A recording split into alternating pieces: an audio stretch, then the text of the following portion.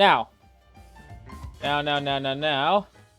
I think it's time for us to start moseying our way back that way. Back that way. Only gonna be on for like only have a short recording session this time around, so let's head south into southern Indiana first.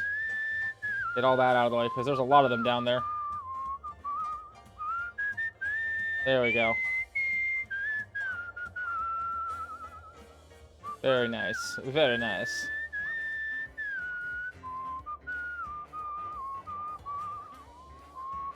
Very nice. I think I see the stories already. Yes. Good. At least I see some stories.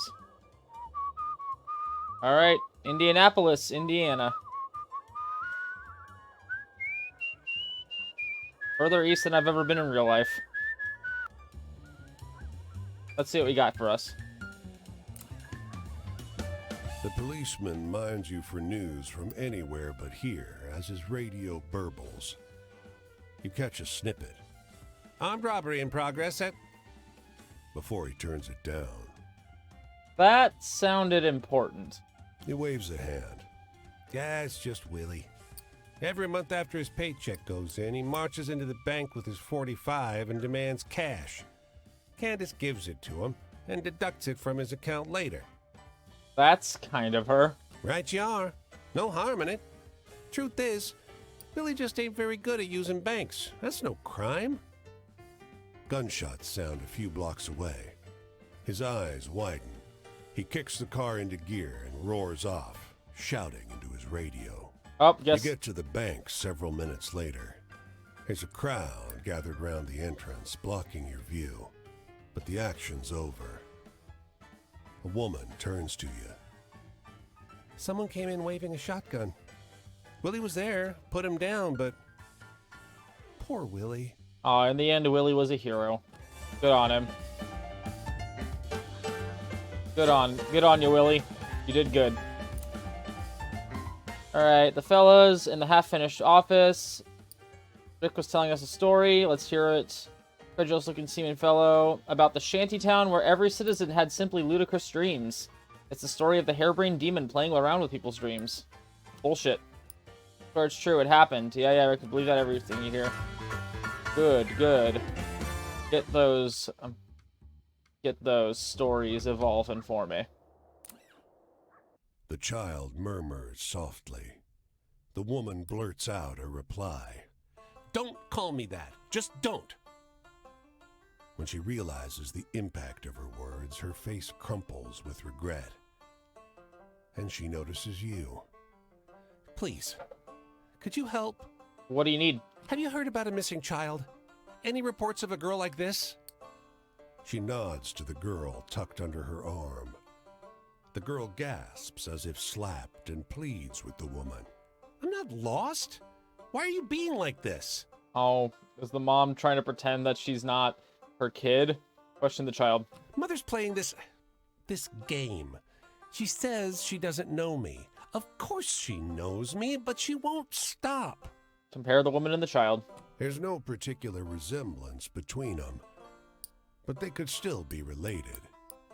The woman blurts, I've been ill, feverish, but I wouldn't forget my own child. She can't be mine. But what can I do with her? Just keep her then. The woman snarls. Think I'll suddenly remember giving birth? Breastfeeding? Or do you just believe I'll learn to care? I worked myself sick. She looks down at the crying girl. Oh, God. I have to, don't I? I can't abandon a child. The woman's expression is bleak. That is a very interesting... Oh, she must have really bad memory problems. Sad. Very sad. What does this farmhouse have for me before I go into Louisville? There's a commotion outside the post office. The crowd parts, and a middle-aged man comes leaping out onto the curb. My daughter had a baby, he shouts. She had a baby girl. Oh, that's awesome. Congratulations, man. In a fit of frantic excitement, he kicks over the post office box, knocks over a bench, and seizes you at random in a bear hug. "Somebody call my wife," he shouts over your shoulder. "Tell her we're taking the train to Chicago." I am waiting for the shoe to drop and for this to turn into a dark story. Let's celebrate with him, though. The man starts to dance. His feet hit the pavement so hard they throw up puffs of shattered stone. Everyone staggers. When he swings around the lamppost, the metal bends like soft clay. Interesting. So let's keep celebrating. The new grandfather grabs the nearest car and, 2 hands overhead, lifts it up and hurls it down the road. "My daughter had a baby," he shouts. Everyone runs indoors. Whoa, dude. The new grandfather seizes your hands and whirls you around so fast that you feel the blood leave your tingling face. "I've never been happier in my life," he shouts. But his grip slips. Before you can react, you're tumbling across the roof of the hardware store across the road. Oh! The man doesn't seem to have noticed he's lost you. He's spinning so fast you can barely see him. As you climb down into the alley and run for the edge of town, you hear him, thanking God for his answered prayers over the sound of cracking bricks. Alright, the new grandfather. Doesn't know his own strength, apparently. Well, on to the next story.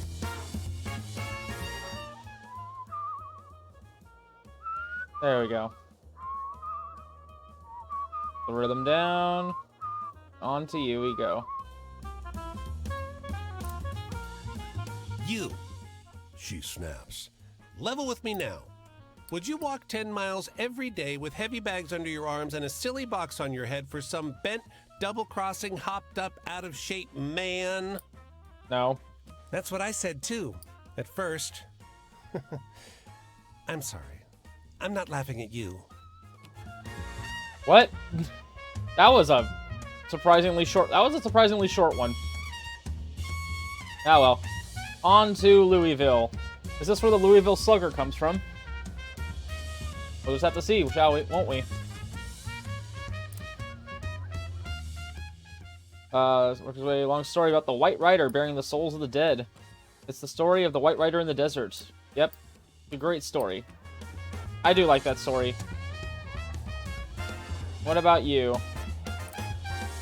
This dapper little peddler shifts restlessly from foot to foot beside his cart, wringing his hands and glancing around as if he's in some kind of mild agony. "Hey," he calls, holding up a quarter. "I gotta piss. Will you watch my stuff for a minute?" Sure. He flips you a quarter and hurries off down the road. 5 minutes later, he still hasn't returned, but a whole crowd is marching toward you from the other direction. They start shoving and screaming at you. What's going on? The man grabs you by the arm. "You working with them?" He shows you 6 tiny, bloody teeth in the palm of his hand. "My daughter's dying." Oh, is this some, like, quack doctor that did his, like, weird miracle remedies and they ended up poisoning everyone? I had nothing to do with it. No matter how you protest, he refused to believe you weren't involved in the scam. 2 drag you off to the side of the road and begin to work you over with a bunch of rocks in the end of a sock. Stop! But someone puts a flame to the peddler's cart. It suddenly explodes in a shower of foul-smelling cures. Your assailants bolt, leaving you face down in the mud, burning scraps of who knows what raining down all around you. Fuck. At least your teeth are still in. That was an interesting one. I didn't really get anything in the way of, like, a story to decide with that. I just got a quarter, which I didn't need, and then I lost health, so I had a net negative right there. That's annoying. The woman finds you as you wander the streets. Come with me, child, she says, looking you up and down. We're going to church. Sure. You follow her to a simple clapboard building. There's no steeple, but a cross is painted on one side. I shall enter. Inside, after a rousing sermon, you're treated to a meal and given a worn but clean set of clothes. Works and not faith alone might be the motto of this place. All right. Nice. Nice. I got some positive benefits out of that. I'll take it. All right, on to the city. Slowly but surely, those stories will be mine.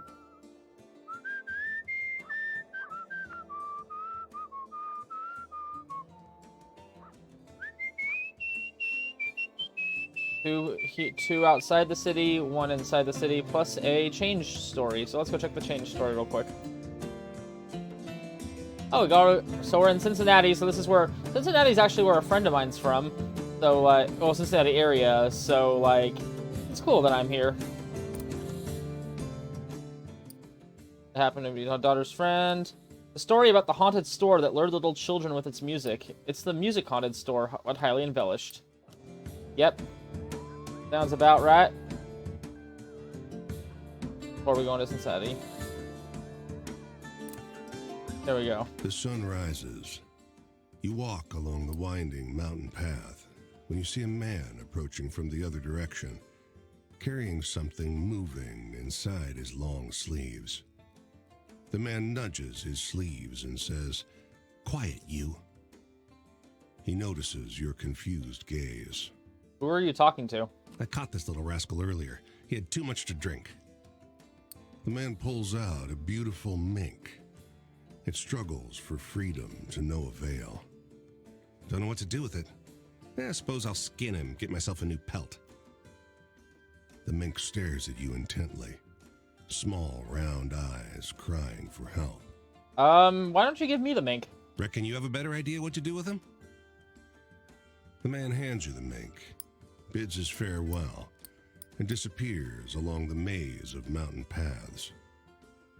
You put the creature down and set him free. The mink, reunited with the earth, runs a few yards before turning around. He salutes you, holding his fist and palm, and then assimilates back into the wild. Not something that a mink is normally known for, but all right. Follow the small trail to the left. You follow the path forward, with the sun now beating down on you, climbing over some boulders and ducking under a fallen tree. The earth beneath your feet becomes more rigid and uneven with each step. You find yourself losing your footing frequently. Climb higher up into the mountains. The path you chose warps in every direction. Some time passes before you begin to see evidence of yourself walking in circles. Your vision blurs. The boulders and trees begin blending into each other in front of your eyes. You don't feel so well. Cut through some bushes. A few steps later, you feel a wave of intense drowsiness. Your eyes become weary and your neck stiff. You find a large boulder to lean against in the shade and you sit down.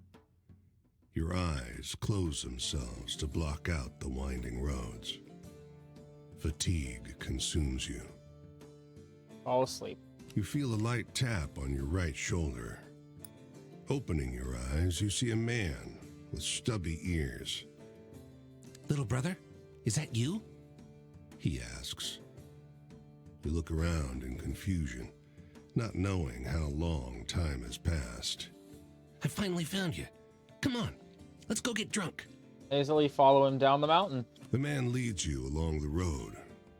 You arrive at a small grotto along the side of the mountain with a table, a feast, and 5 others already seated. A woman with a long nose gets up to greet you.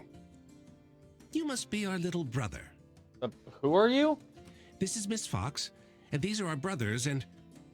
Miss Fox interrupts the man with the stubby ears and helps you get seated. Oh, stop. No need for the pleasantries. We're all family here. You must be hungry. Here, eat. And try some of this wine, too. She pours you a cup of something clear and strong. Take a bite. The food is delicious. The sweet liquor hits the spot. Seeing your satisfaction, the rest of the men dig in as well. Little brother, thank you again for your help today. If it wasn't for you, I'd be skinned alive by now. The man with the stubby ears pats you on your back. Don't you worry on your journey. I'll always be there for you, too, from here on out. Have we met before? You still don't recognize me? The man smiles and takes off his cap. He stares at you intently with his small, round eyes. There's no mistaking where you've seen them before. He laughs. You smile back at him. You enjoy the scrumptious meal and the strong liquor with good company deep into the night. Move on. The mink who invited his savior to join his family. Oh, that's a sweet story. And now I have another story here. Some students have paused their long walk home to rest on the bank of this clear, shallow pond. Above them, a plane makes low and hazy loop-de-loops. They gaze into the water. What are you looking at? A young man points at a girl who stands alone on the shore. Her dad's in the plane, He murmurs. we stop here every day to see him. He points into the pond, and you realize that the plane is flying under the water. The image in the clouds is its reflection. Wait, how does... You know, I really shouldn't be questioning since, like, I've already dealt with a lot of very supernatural stuff, but what on earth? The girl drops to her knees and stretches her hands into the pond. And when her father roars around the loop of the shore, his engines splash mud all over her clothes. Papa! She sobs and lunges for the water. Let's help her in. You hold her hand as she steps out onto a slippery rock in the shallows. Wait! Her friends shout. But when the plane banks past, she leaps, and you push her for good measure. Splash. Did she make it? The water clears. She did. She did.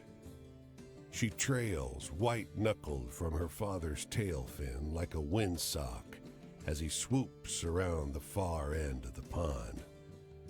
But on its way back, the plane doesn't turn. It's aimed right for the shore. Move. The plane ramps straight up past you into the sky. A flash of the girl's wind-squashed face, her father's wild smile, and the wings snap through the treetops, and they're both gone in the clouds. Thank you! You hear her cry. Her classmates burst into tears. Are you sure I'm still not under the effects of that peculiar drink from the Pacific Northwest? That's, because, yeah. Alright, Cincinnati. They used to call this place the Paris of America, and it's fitting. The new Union Station makes you feel like an ant, and the music hall is a hell of a place to look at. What's in the store? Ice cream, sandwich, okay, so just some basic stuff. Let's see what you got. The corridors of Cincinnati's music hall reverberate with the sounds of an orchestra warming up for rehearsal. If we unbolt the light rig, we can crush him, Says a voice up ahead. No, another answers. Hiding Baldy's baton will be sufficient to stop the din. Approach. The tuxedoed men are slightly transparent. Mustachio on the right has his arms folded. The weaselly one on the left scowls. They start at your arrival. I'm gonna undo those bolts. Weasel feature vanishes into thin air. damn it all, says the other man. Are you ghosts? We used to be members of the orchestra until, well, you know. Patrick doesn't care for the new blood. It seems like talent died with us, so he does his damnedest to stop them playing. But I can't allow violence against fellow artists. Help me stop him. Sorry, I'm not a ghostbuster, but how am I supposed to stop a ghost? With the right tool, you can banish them from the hall. You see, no spirit can stand the sound of the purest of all instruments. The piano? No, The banjo?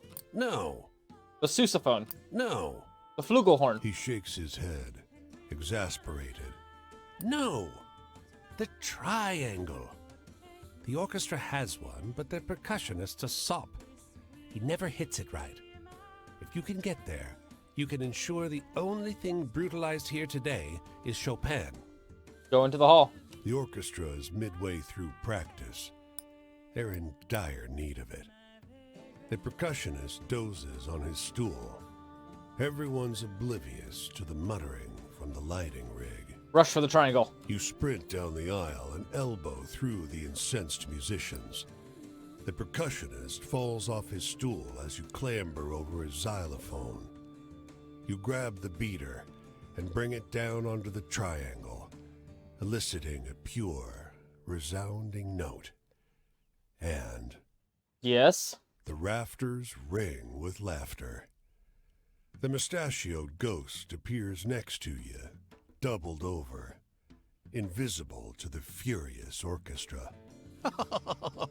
I never thought you'd fall for that. The triangle, for God's sake. Thanks for shutting them up, though. Goddamn ghosts.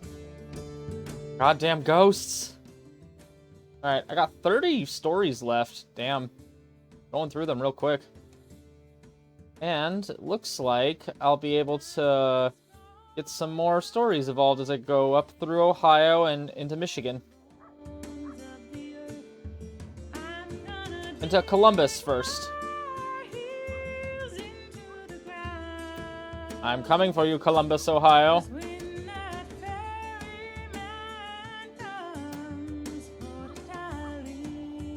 There we are. Across the street from this bar, a man in full uniform stares fixedly at the horizon. The older guys on the porch are watching him with an expression you read as deep distaste. What's the matter? That boy wasn't in the war, one tells you. His older brother died in France. The junior here tells people he fought, and he stands there in the middle of town once or twice a week in his brother's uniform, so we gotta see it. He spits in the dirt. Poor guy implies that this is him, like, this guy's just, this is his way of coping with it, but he is lying. He wasn't in the war. Unless this is going to be a situation where it's his ghost of his brother possessing him or something. I'll just go with that's disgusting, because I need sad horror stories anyway. You're damn right. It's crime, I think, the old man says. Cups his hands around his mouth and shouts, "Hey, Junior, go fuck yourself." Hey, wait. Junior gives you the exact kind of matte finish stare you always see on men who left themselves behind in the war. "I don't expect you to understand me," he drawls. "This is the way it's gotta be." He marches into the dark, an uncanny shadow of his dead brother's parade ground perfection. Okay. Let's see what story evolved here.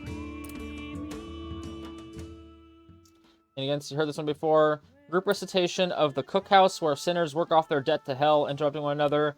It's the story of the cookhouse that serves hungry travelers. That's the one where the lady caused a fire and burned herself to death, I think.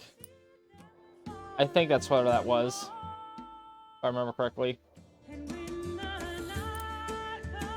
Here's a derelict school building. Shutters nailed shut. Wind-drifted dunes piled against the walls. Broken desks lined up in the basketball court.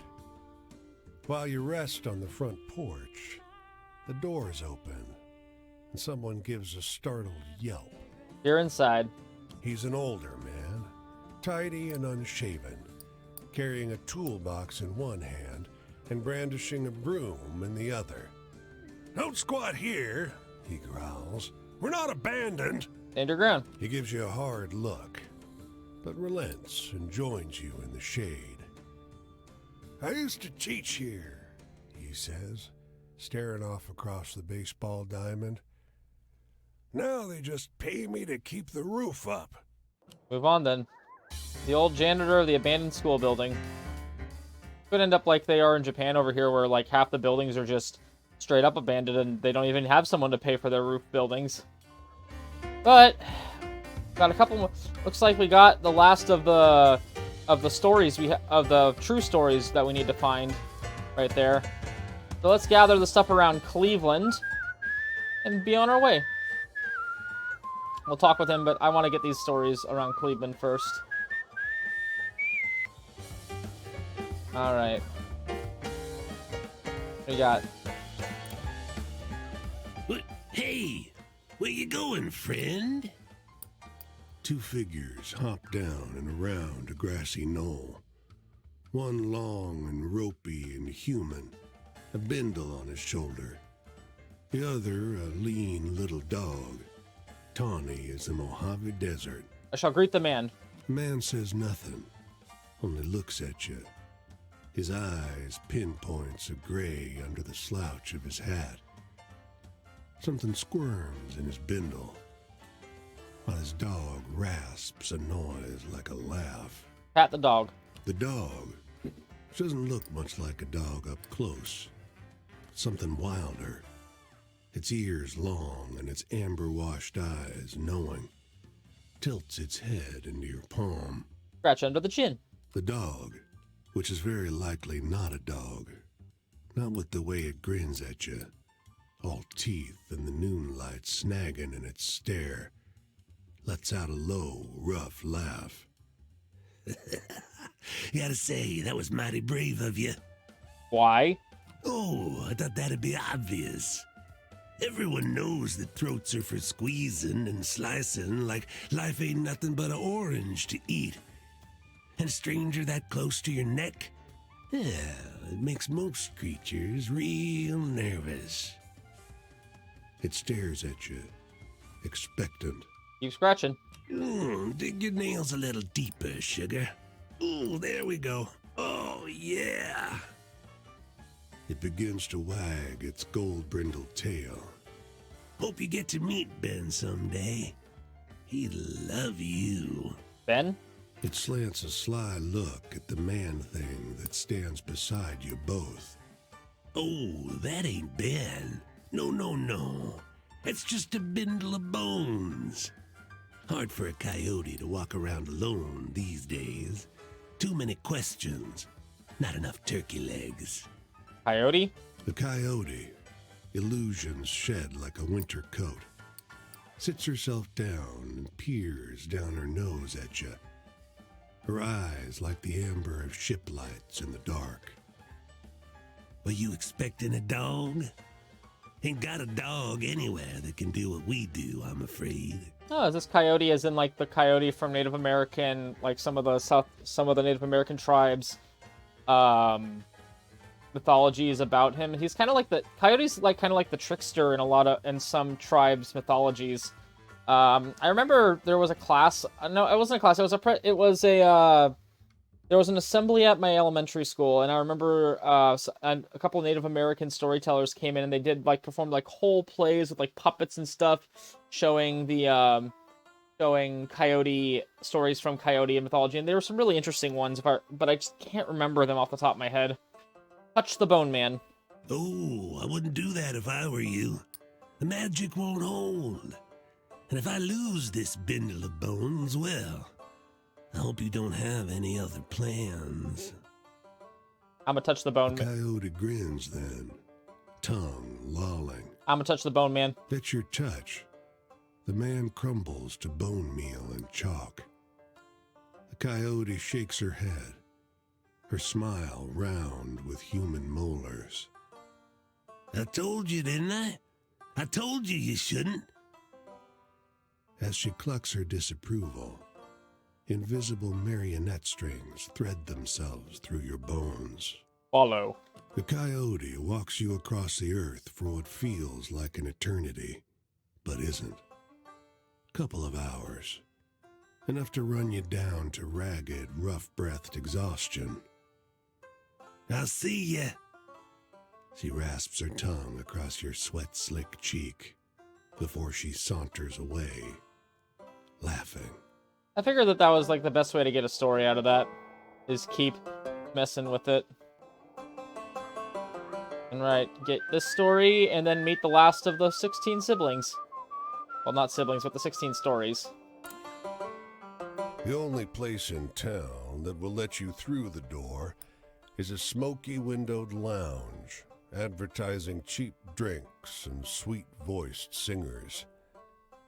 When the singer comes on stage, though, something about him seems familiar. Who is he? The other guests recognize him too. They all bolt out the door. The manager rushes on stage. "This isn't the same guy!" he bellows. "We fired his brother!" You realize this singer is a perfect doppelganger of the one who scrambled your brains with his song. His brother? There are a few wild-eyed diehards left near the stage. "We want your brother!" they shout. "I can't do that shit!" the singer protests. Suddenly, his eyes widen, and he points a shaking hand toward you. "But you could do it," he says. "You got a dose of the good stuff." I shall sing! You take your place at the microphone. The fanatics gather at your feet. Men and women, old and young, lips parted in sweet anticipation. "Sing," they whisper. And I shall sing. You're not sure what you sing. It escapes your ears somehow. But while you're on stage, you hold their lives in your fist. They'd take bullets for you. They'd lay themselves down in the river and let you make a bridge of their backs. Is this what performers feel all the time? It's exhilarating. As soon as it's over, the feeling's gone, and you won't be getting it back. Something inside you, some chance eclipse of power and opportunity, has shifted out of alignment. The singer pats you nervously on the shoulder. "Thanks," the manager whispers. All in a day's work, but sadly, it's like those old stories. I will never be able to use my beautiful power ever again. Alright, let's get some of you evolved. Father's Plane. There we go. Where was it? Ah, here we go. Cookhouse into Strange Coyote.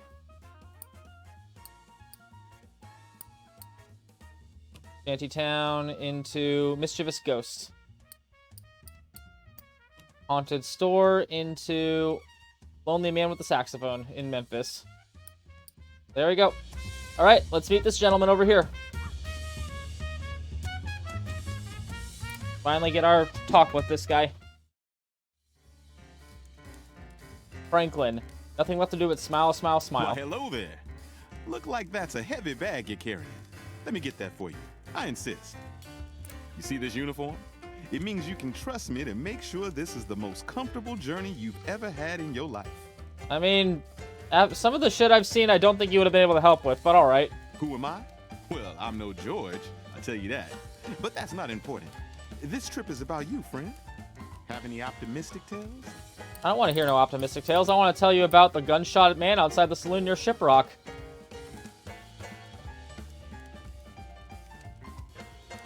Not sure my brothers will find that one particularly scary. Yeah, I got a few miles on me. but I don't think I'll be hearing that phantom train anytime soon.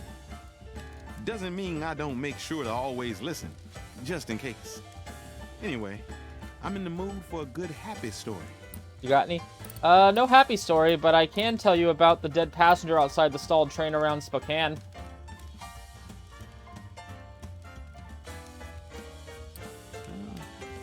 That one will probably ruin the mood if I share it in our quarters.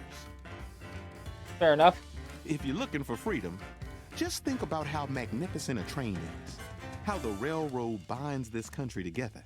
Hop on and go anywhere. That's freedom, and that's my life. Anyway, you must have some funny stories to tell. Share one. Funny stories, you say?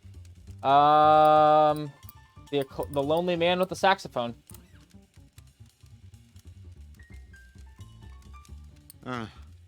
Might not be telling that one to the boys, actually. The past, that's a tricky thing. Yes, porters may remind you of a certain type of way folks of our type used to be. There's no fighting that, just happily working past it. You got any stories with a bit of excitement to them? Let's go with... the time you were told to leave town in the north... no, that's pretty exciting. I think... Let's go with the... Let's go with the Crow Man holding on for... No. Gunshot man left to die on the streets of St. Louis. Oh, that's exciting. Shit. Might not be telling the sadness. No sadness here. When you ride on one of Mr. George Pullman's sleeping cars, you leave your sadness behind. I can personally assure you of that. You got any stories with a bit of excitement to them? Maybe, but I don't want to give them to you. Instead, I'll give you the story of the horse with the eerie unconscious rider near Phoenix. That's a horror story if ever I heard one. Better not be considered exciting. So, does that one scare you? Not sure about me. Well, my wishes have come true, that's for certain. When I was a boy, a Pullman porter was the best thing a black man could be. Smart, handsome, well-dressed, and with a salary in his pocket. So you don't see me complaining. Another night over, and I have places to be. Next, I'm headed down the rails this way. A porter's life is one of constant movement. I hope your trip is smooth and enjoyable. Have you considered traveling by train? Perhaps we'll meet again, on a train or at one of my stops. There's still more I could share with you about the porter's life. All right. All right, well, that's the last of them. So now, it's on to Michigan to collect the 5 in there. Including going to Detroit. Good old Detroit.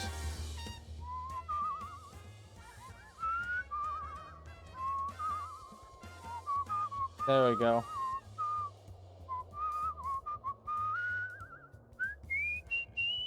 There's some stuff over here, too.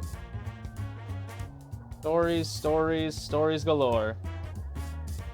Oh, on the shores of the Great Lakes. Wading through an overgrown field, you nearly step on someone lying in the tall grass. Despite your boot above their face, the reclining individual doesn't flinch. Instead, as you stumble backwards, they coolly call out, "Hey there, have a seat. Take a load off." All right. You drop your pack and stretch out beside them, soaking up the late afternoon sun. The long stalks of the weeds rise above your eyes like great trees. "Always happy to share my spot with another outsider," they declare in a distinctive voice. Baritone, but cute, soft, and light. Outsider? "Sure, honey. I know an outsider when I see one. You were set on this path not entirely by choice, weren't you? Same with me. I come out here to be myself, my true self, and to dream of a better time and place for folk like me." True self? Take clothes, for example. Why does a suit make a man? If a lady's in slacks, is she a scissor sister? Can't she just like breeches? Why is it so damned important to find out? Your androgynous companion muses aloud. They seem like an interesting individual. Why is a fella in a dress only ever a joke or a show? Female impersonators, they say, pain lurking behind the words. I can only speak for myself, but the only impression I do is of the person society demands me to be. People crave rigid categories, unfortunately. They nod. Everything is man or woman, hard or soft. Think about flowers. Plants change to become something beautiful so quickly. The field's scraggly weeds suddenly begin to bloom before your eyes. And then they go back to being grasses, bushes. I like that. Examine the flowers. Pink, white, magenta, and blue flowers dot the field. Are they flowers or weeds? Both? Neither? You have to choose. Or maybe the question is what's flawed, huh? They smirk. Folk like me are gender outlaws, rebels by nature of our existence. The androgyne concludes. So, are you on the run? Ha! That's a good question. They guffaw. I suppose that I am, insofar as I run straight here every chance I get. Maybe one day I can just be a person, as surely on a busy street as I am in this field. Now that's the future I dream about. You think it could happen, stranger? We'll get there in time. You reassure them that one day it will happen, even though it may take time.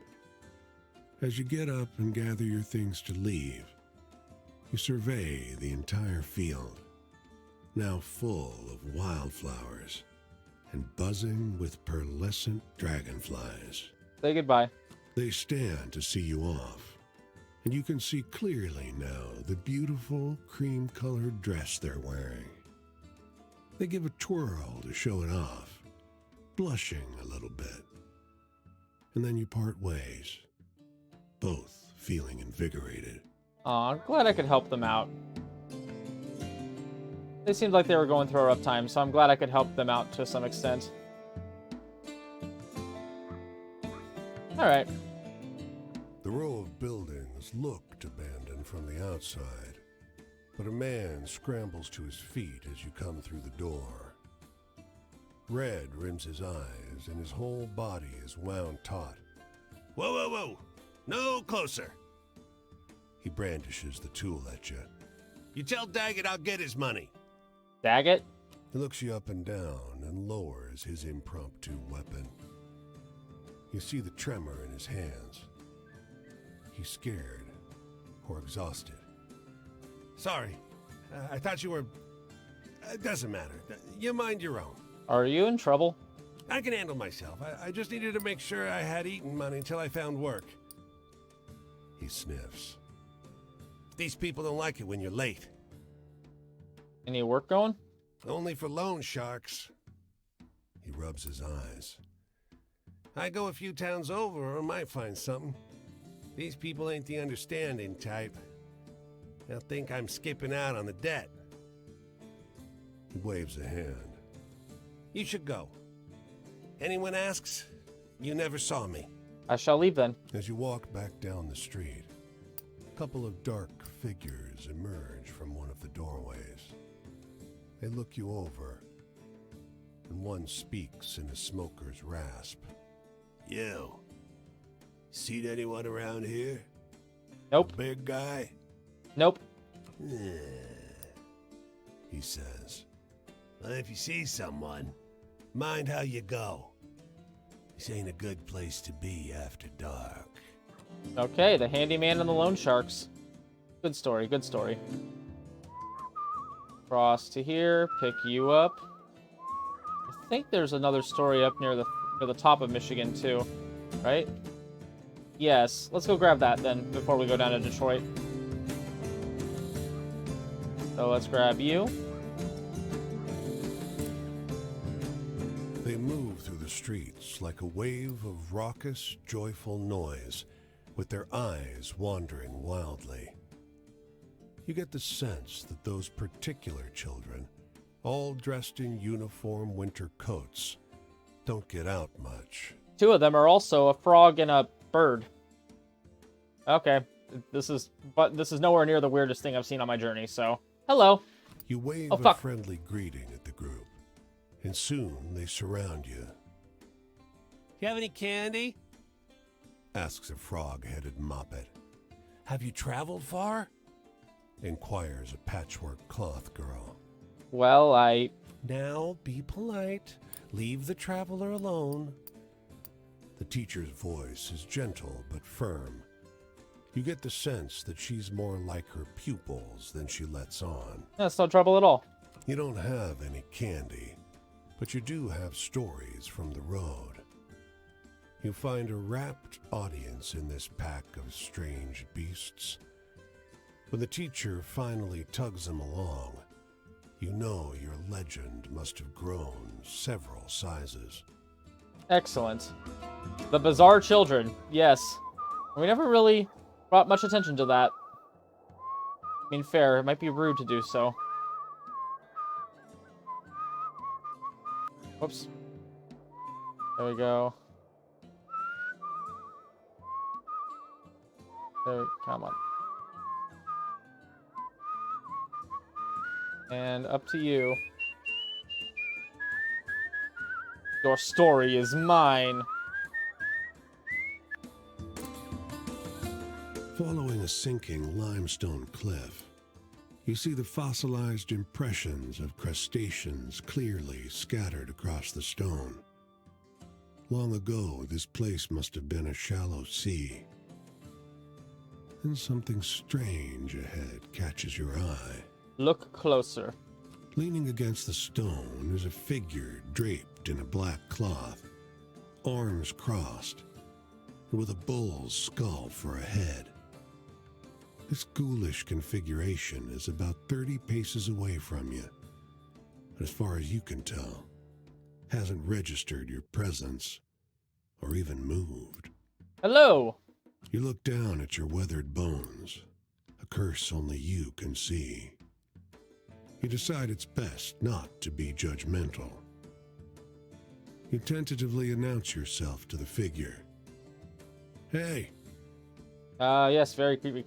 I will wait for a response. Hey! he calls back, in a voice much kinder and softer than you were expecting. You weren't even a little bit frightened, were you? I bet I look The figure shuffles uncomfortably in its garb. so stupid. It sighs, reaching up to remove the skull. Approach. Behind the mask of bone is a shawl-wrapped young woman, mid-teens and tall for her age.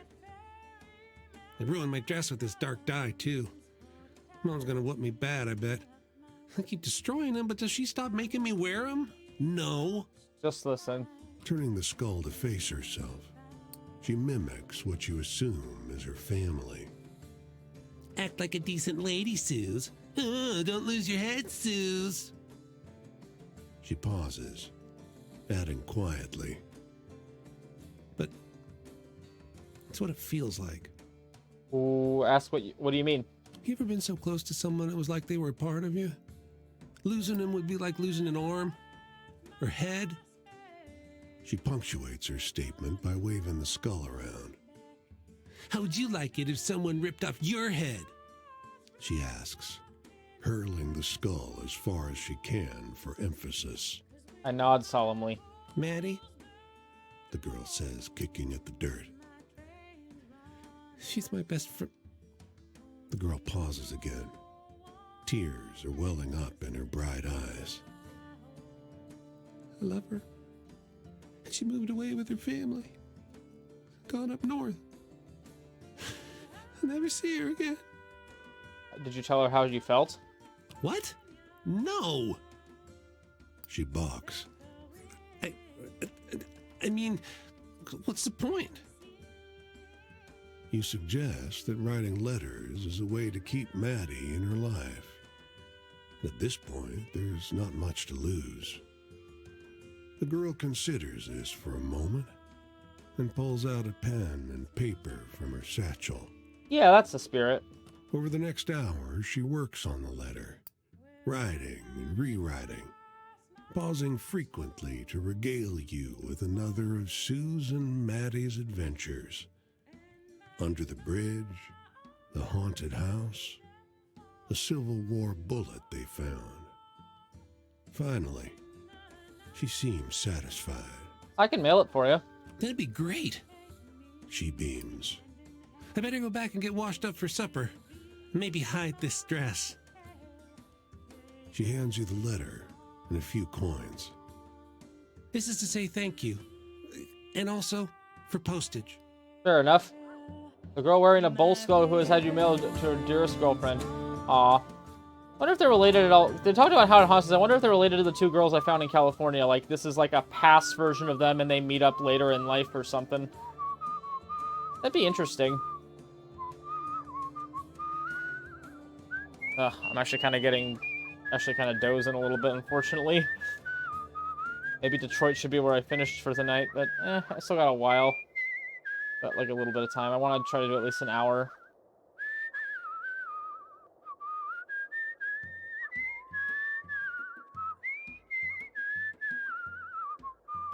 There we go. And into Detroit we go. Detroit. What's that weird feeling in the air? Something between dread and frantic optimism, maybe. Everywhere you look, there's looming factories filled with churning machines and new unions, they say. What's in the store?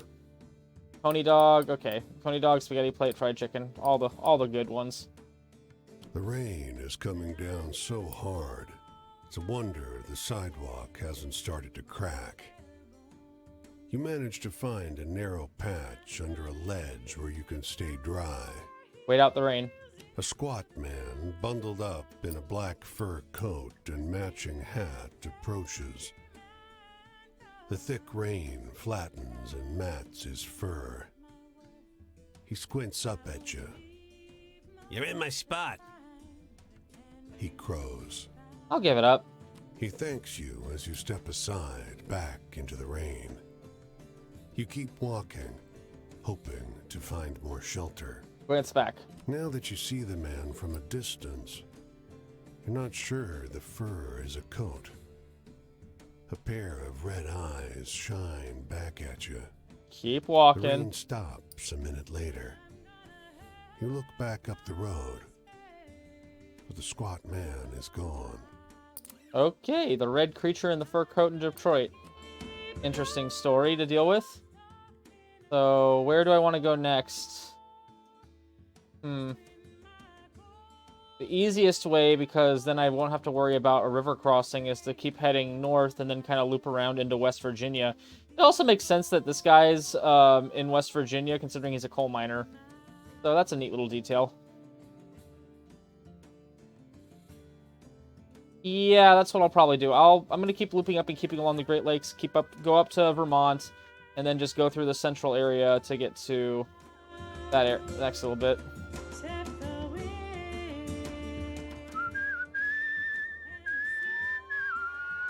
And then from there, I should be good for just going to collect, because I'm down to 21 stories left to collect. Man, it took a long time to do this. Oh boy. Very, very oh boy. But along the way, I should find the one dude. But we'll just keep along the river, well, not the river, the lake. Keep along the lake side.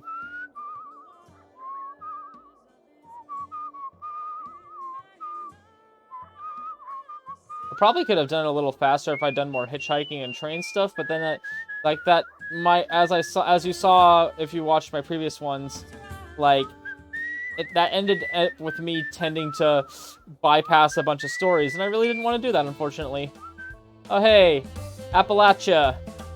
Haven't heard you in a while. It's nice to be back. Oh god, it's Pittsburgh. Let's grab you.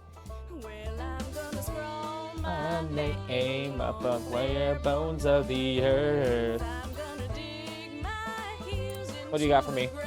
You hear the whippoorwill first, shrill and close. Then you see him, high up above the black streaks of wires. A lineman, fraying belt holding him to the pole. A damned bird has come to perch on a power line, stare hungrily at the man's soul. I don't want his soul. It looks tasty. Watch him. He's unsteady. His hands are shaky, and his body sways in the wind. You spot his tool bag next to the pole, worn and frayed, much like the man. A half-gone bottle of cheap rye pokes out of it. Take that bottle. What's he gonna do? Come down from the pole?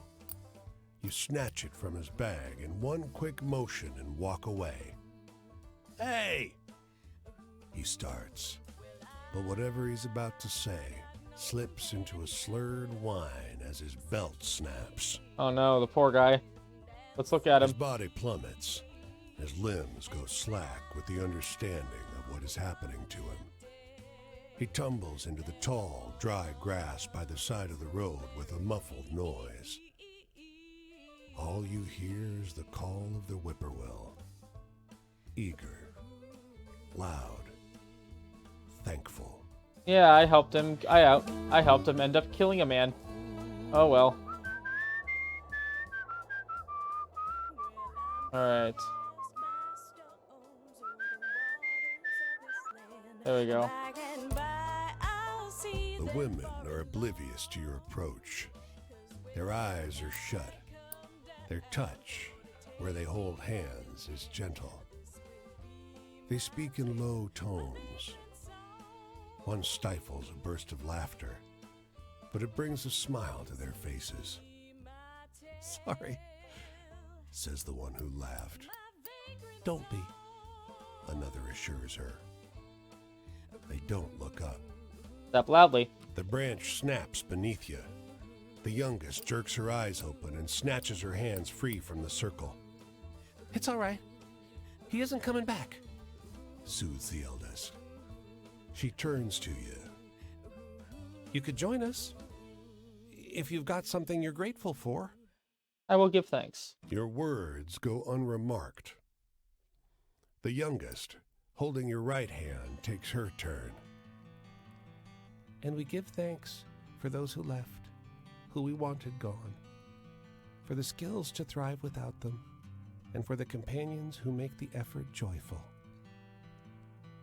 Your hands are released. The ceremony is over. And I move on. The women praying in the woods. Is it going to turn into like them saying I'm like it's some sort of witch thing? Wouldn't be surprised. But anyway, Pittsburgh looks like it's got some stuff for me. Let's go to Pittsburgh. There we go. There we go. Come on. What do we got for me? Oh yeah, we do. Oh yeah, Quinn's down here. I didn't even notice Quinn. Huh. All right. Story expansion. Story. Group recitation of the man who jumped to his death from a train. +2. The dead passenger outside the stalled train. Yep. That +2 bug is kind of funny to me at this point. The edge of summer has turned the ocean choppy and misanthropic, and the skies miserably gray. The boardwalk prophetess lured you into her tent with a promise to read a fortune for free. Seems like business has slowed to a crawl already. Oh yeah, was this the one that predicted my fortunes when I first came through here? Anyway, let's sit at her table. Before you lie the instruments of her profession. There's tarot cards, Rider-Waite, but also Marseille for traditionalists. Rosary beads and costume jewelry, and of course, the centerpiece, a great glass globe. Listen to your fortune. With practiced theatricality, she goes directly for the crystal ball, letting her eyes unfocus as though she can see a great distance into it.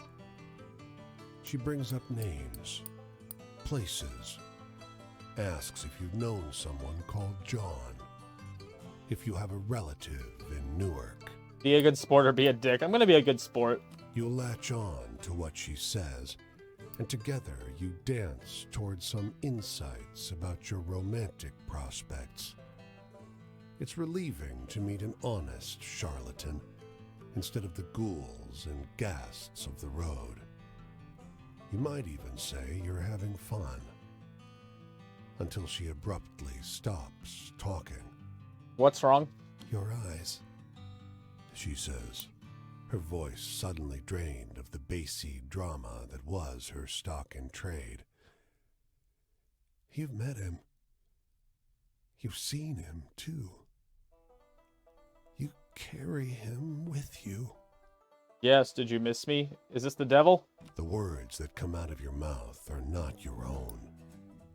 They seem unwilling or unable to form properly out of a human throat.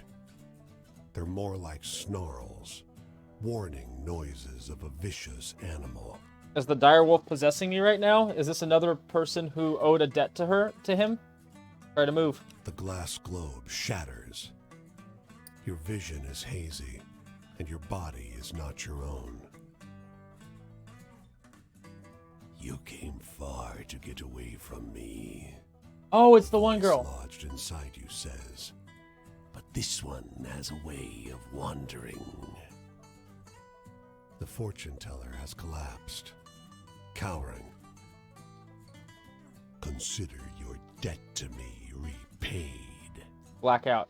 When you come to your senses, you're lying face down on the rough wood of the boardwalk, sore and weak.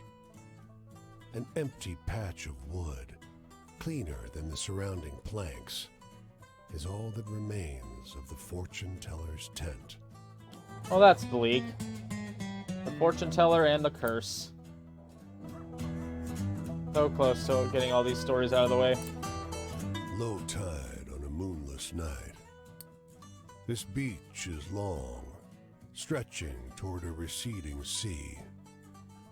In the darkness, the sand seems coarse and gray, alien. The stars are dim and distant. Look to the horizon. It outshines the stars with its presence, a streak of sickly colored light, leaving a trail of distorted fire. It slowly creeps along the sky like a vast worm, though you know that, given the distance, it must be moving at great speed. Keep looking at the sky. Its parabola heads south to north. In the far distance, just for a second, a boardwalk town is engulfed in light. With a rumble, its street lamps and windows dim, then go dark. All that you can see emanating from there is an otherworldly color that you can't quite name. We move on as I deal with the light from the sky. Okay. Alright. Guess I'll end with Quinn for the day, maybe. Let's see. Yep. Replace you with the women praying in the woods in the northeast. Sure. You are all good. Alright. Hey, Quinn, I got a lot of new stories for you, man. I haven't seen you in a while. Girl. Quinn, I have not seen you in a while. Time for some more stories. Nothing's shaking. Hey, traveler. Come to join my fire again? Yes, and you have a lot of apples around you this time. Well, I guess I know you well enough to let you set yourself down for a spell. You remember Cass and Flip? You want to hear more about my travels? Well, sure, why not? Nothing better than trading stories around the fire, and I got stories. I want to hear one of them venturing tales. A venturing tale, you say? The shady painters who asked a favor in California. Actually, no. The trickster who had emptied bullets from Lawman's guns in the Northwest. I don't know if that's adventurous, but let's see. Well, that was a lively tale. Choosing between right and wrong is a tricky subject. As long as a tramp is generous when they can be, I see no harm in bumming myself. Besides, times are hard and things are depressed. But you don't see the rich folk pitching in much, do ya? Not really, no. Hey, tell me one of those Exciting stories. I don't want to tell you this story. I want to tell you a scare. Whoops. No, I don't want to leave. The woman who drowned her children. That's not exciting. That's just horrifying. I usually like the scary stuff, but your story needed more punch, I think. Death. Now, why you want to go worry about that?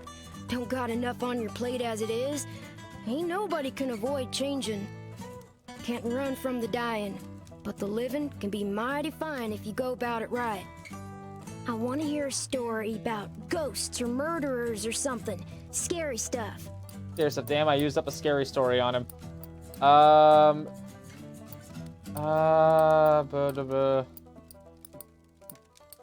The man obsessed with fish out by San Fran. That was a chuckle to be sure, but do you know anything more lively? This land sure is something, ain't it? I can't wait to see it all. Tramping like I do makes me realize the land's another kind of companion. It's always with you. Maybe things are so depressed because folks lost sight of that. Hey, do you got any really thrilling stories to tell? I'm hankering for one of those. Hankering for a thrilling story, you say? The singer fading into obscurity in the Southwest. Well, that sure was a downer. Give me a good venture tale instead any day. What's my future look like? I ain't looking for a traveling companion, if that's what you mean. I do fine by myself, so just stick to minding your own. Hey, do you got any really thrilling stories to tell? Thrilling stories. Let's go with... No, that's too thrilling. No, let's go with... The two musicians with the interminable song near Chattanooga. What's the use in telling sweet, happy tales if they make you snooze? Wishes come true, huh? If I had to say, it'd be great to have red beans and rice cooked with some fatty bacon. Supposed to be a Mississippi River specialty, but I ain't never had it. It does sound good. Oh, heck, the night's over already. I sure enjoyed talking to you, but I gotta get on. I think I'll see what's happening up the road this way. Sounds good. The tramping life suits me just fine. Every day is a venture. With things being so depressed, folks walk around like it's the end of everything good. But it ain't. Plenty nice things to see if you know where to look. It's true. Very true. Chapter 2 unlocked for their story.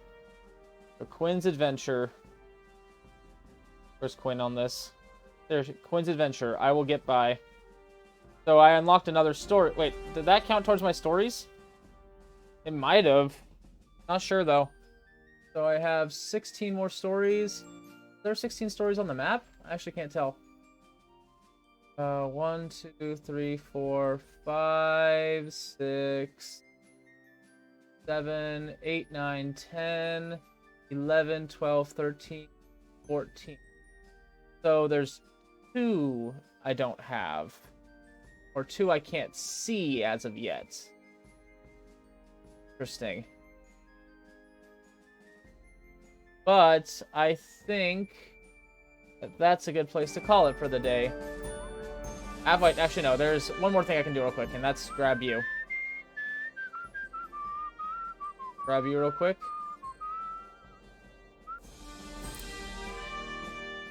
A story.